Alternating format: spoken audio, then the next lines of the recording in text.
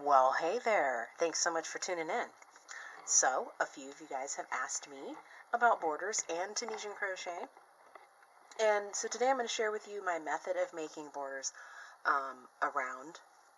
And it's really nothing fancy, but I'm going to show you anyway. And then in addition, I'm going to be covering color change from the right and the left-hand side and how when you add color on either side, the change that it makes. So, let's start out with the color change. Now, let's say that, this is our very last stitch of the row, but instead of finishing it, let's say we have just our last two loops, okay? So, what you're going to do is, let me grab my yarn here, you're going to take your new color, and then from the back, yarn over, pull it through the last two loops, and voila. Now we're just going to continue with simple stitch. So I'm going to insert my hook into the next vertical bar and horizontal loop. And that's how I make my Tunisian simple stitch modified version. And then we're just going to finish all the way down.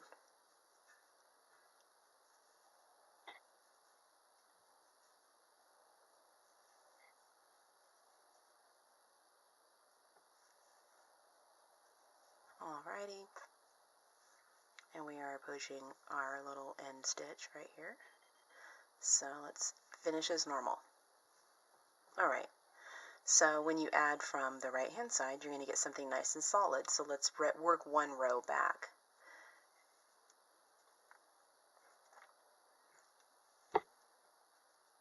I'll meet you guys, right over here. So as you can see, when you add your color on the right hand side, you get a nice solid stripe. But what happens when you add it onto the left? Alright, so we're on the left hand side and we're just going to wind up with our last stitch here. So as you're making your yarn up, here's where you're going to want to add your new yarn.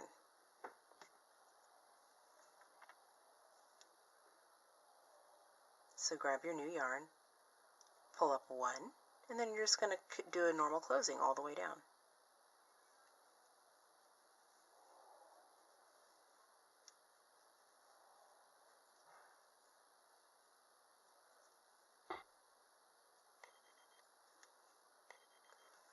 And then let's work that row and see what it looks like.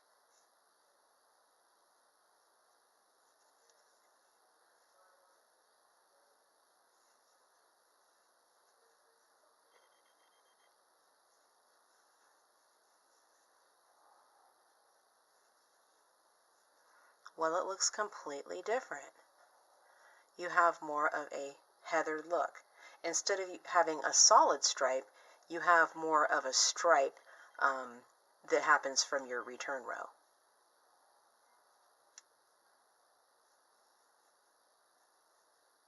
And then, of course, in your last two loops there, one of them is hanging because we just added that, so.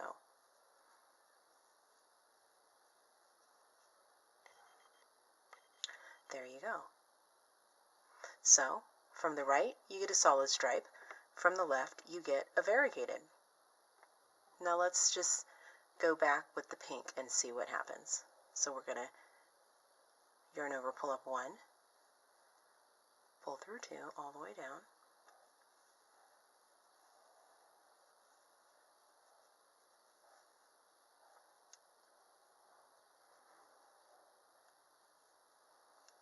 So, completely different look. So if you want solid stripes, you're always going to add your yarn on the right hand side. If you want a variegated or heathered look, you're going to add your yarn on the left. Now, in the next scene, we'll cover the border and what to do. Alright, you guys, a couple of things before we get to the next scene where we do the border. So, what I like to do on my border is I like to use the main color. The main color is my working color that I was using for the main part of the project.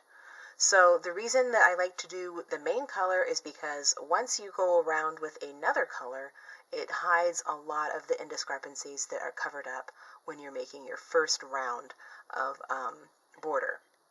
Also, I want to add that after I make my border generally with the same size hook as I used to make the project, oftentimes I will size down a couple of different sizes. It just depends on the stitch that I used, how tight it is, and things like that. You have to experiment to figure out what's going to work for each project because you won't have the same type of stitches for each project. So before you get into the borders, I just wanted to give you that little heads up. All right, I'll see you in the next scene.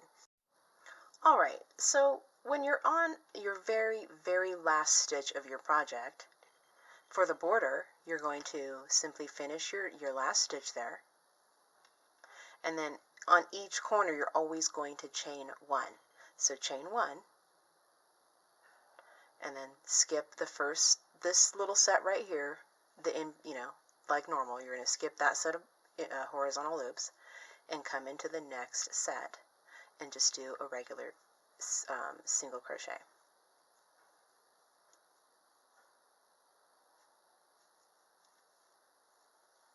In each set of horizontal loops all the way down.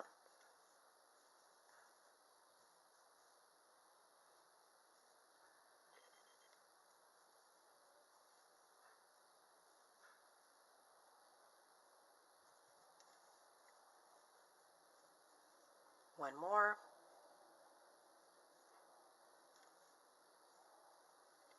Now we're down to the very end. So here you're going to want to make another chain one and then follow the same technique in the same loops all the way down.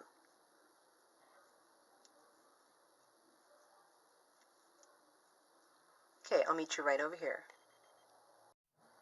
All right, so we're down to the very bottom. So we're going to chain one again and then grab your next set of horizontal loops.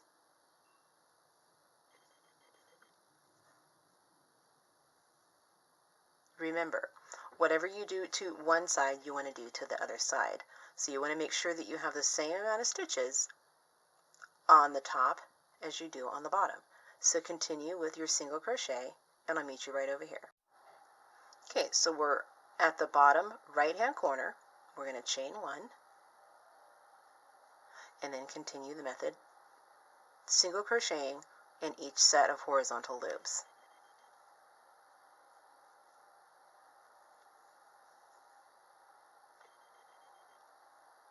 Okay, and I'll meet you guys right back down at the beginning.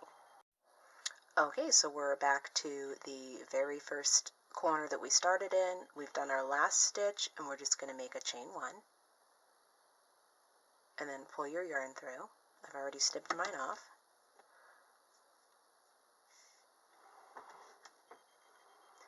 Go ahead and thread your needle and we're going to do an invisible close, not in the stitch directly next to the one we're finishing, but the one right after that. So insert your needle just like that.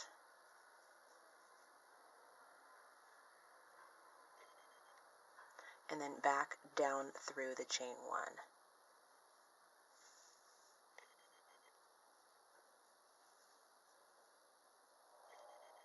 All right. This is it, ladies and gentlemen. Let's count our stitches. 1, 2, 3, 4, 5, 6, 7 on the top. 1, 2, 3, 4, 5, 6, 7 on the bottom. Alright, so it looks like we have done some pretty good symmetry here. This is it. All I can tell you is to practice, practice, practice. Figure out where your hook is going to go. There's only really so many places that it can go, and you will know if you've done the right placement by how square or wonderful your item looks. Alright, so I hope that this helps you guys navigate some of your crochet projects, and if you do anything fun, think of me, and I will chit-chat with you guys in the very near future. Peace out. Please feel free to leave any comments or questions.